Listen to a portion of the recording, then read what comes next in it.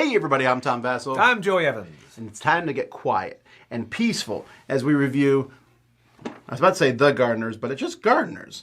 I've been calling it wrong this entire time.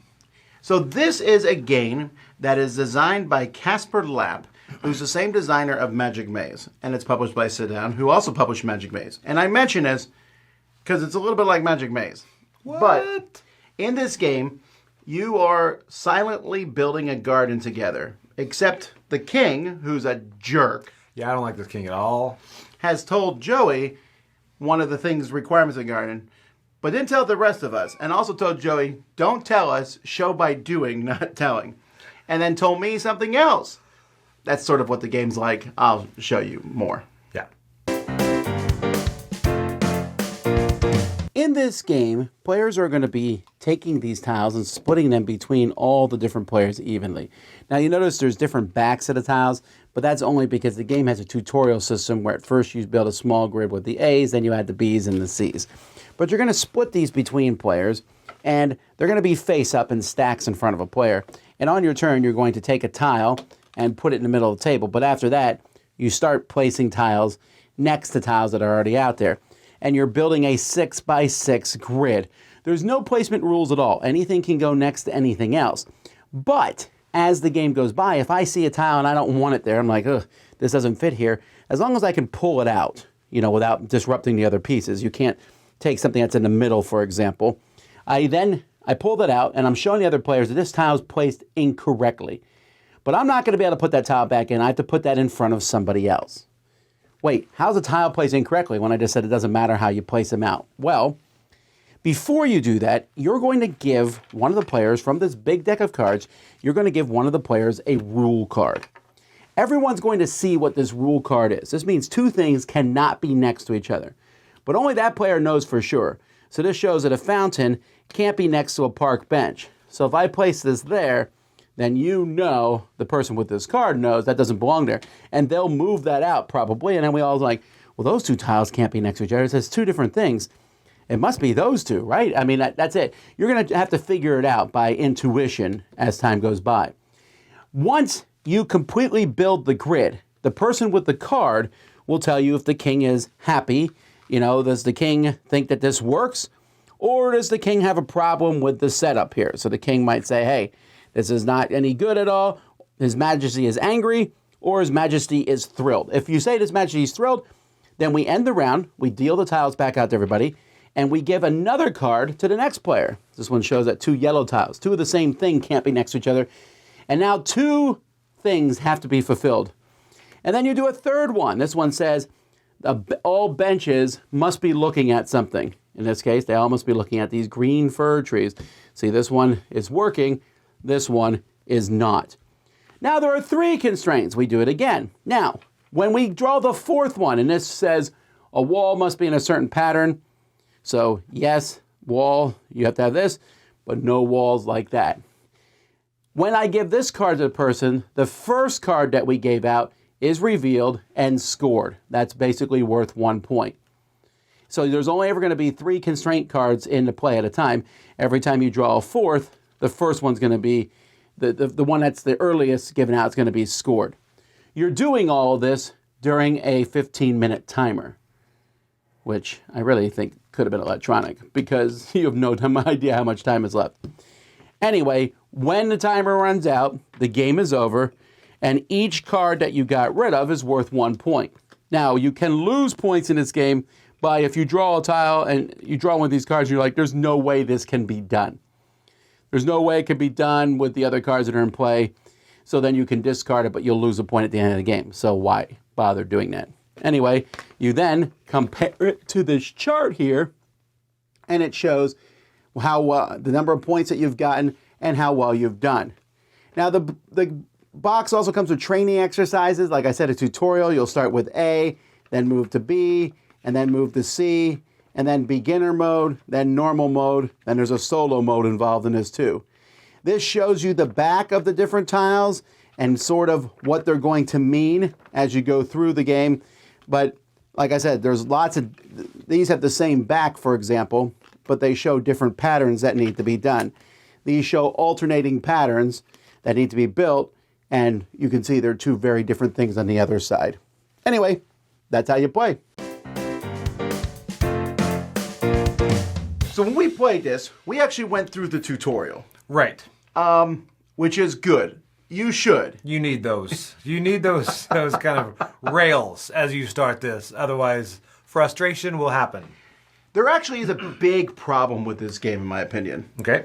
The biggest problem with this game is that deck of cards. There's no way you can memorize what all those cards mean. After you play several times, you'll understand. I'm talking about the backs of the cards that every other player can see. Oh, the icon. You need to know what it could possibly be.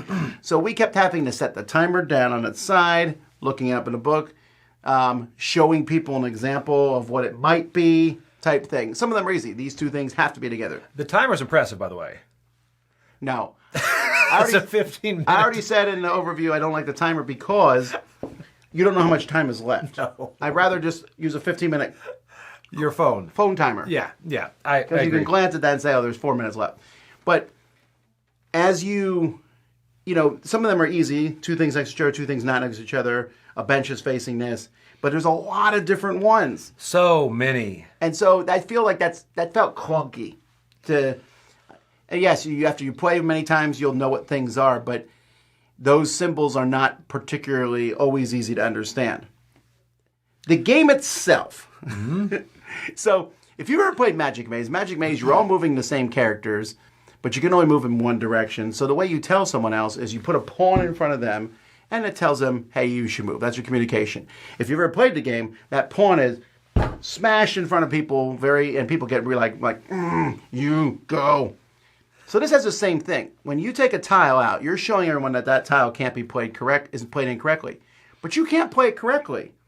So instead you put that in front of someone else. And again, you kind of slam it in front of them. Yeah, by putting it in front of somebody else, you take it and throw it back to somebody else. And if they put it in the wrong place, you then take it and throw it to someone else, telling that person, I clearly know you can't do this, right? There is kind of a weird workaround to this. So if I know the correct thing, I pull it and throw it in front of Joey.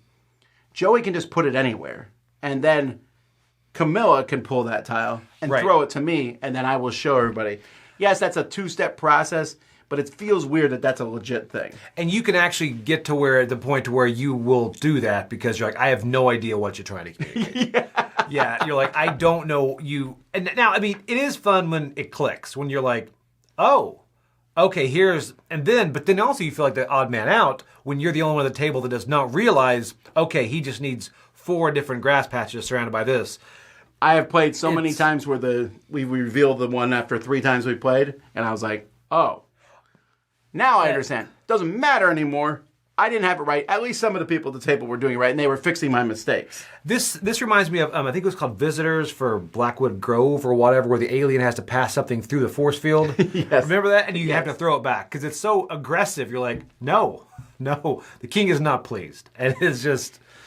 For me, this game, there's a few problems I have with it. I've already mentioned a few of them, but another one is the game has a little bit of dissatisfaction for me. So if you play Magic Maze, it's like, finish this in the time limit. Right. And you're done.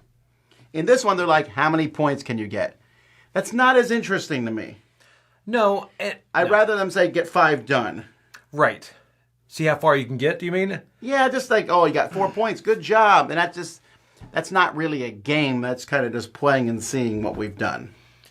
Yeah, and the frustration level's pretty high on this if it never clicks and if it's one of those. Yeah, it's very mental. Well, once there's 3 different ones out there, it's very mentally. Oh, and you're in your head. Everyone's being quiet. When there's 3 out there, you usually know one of them at least. Right. You're like, oh, well, that one's pretty obvious because, well, Joey just kept getting annoyed and throwing tiles out and fixing it, and finally he did something. Then he sat back and smiled. And I was like, well, that must be it. People get so annoyed too. And then you think you understand it and you don't. And I mean, it's interesting. The concept is really fun. It's one of those that after playing it, I'm thinking, it kind of marinates because you're trying to put together, you have partial information at all times. You'll at most have 2 out of the 3. You usually won't have everything. And then how to get all those to coalesce together, even if you know everything, that puzzle's hard enough. Especially if you have somebody else who's working against Sometimes you. it's just really hard you're like, I don't even know how I can do this. That's exactly it. Yeah. And then you have somebody else who just, in 15 minutes. it's insane. Yeah. I enjoy this enough, but I'm giving it a 6, not a 7, because I don't know that I want to go back and play it more. I looked at it as an interesting exercise. So again, comparing to Magic Maze, which I think is legit because it's the same designer, same publisher, Magic Maze I found to be fun, but I thought it had a very small Venn diagram. Even though it was very popular for a while, there's a lot of people who do not like Magic Maze, right? But I liked it a lot. I found it amusing as we went through each mission and we changed the parameters and dynamics. This one is the same thing every time, but the cards are going to be different.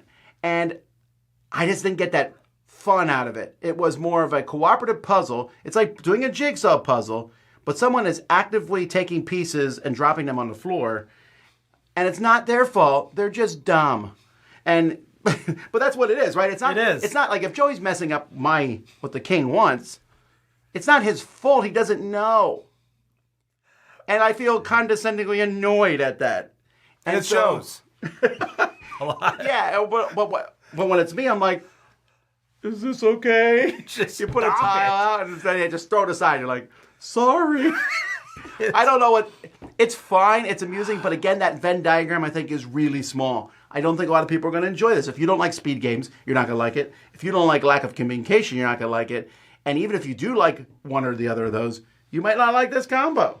No, and I agree. I will come up a little bit higher, but I am below a 7. I'm a 6.5, only because it's a fun puzzle game. I'm changing mine to a 6.5 too, because I'm that close. You are, because it's right there. It's like I won't pull it out most of the time, but there are certain points, because it is a frustration.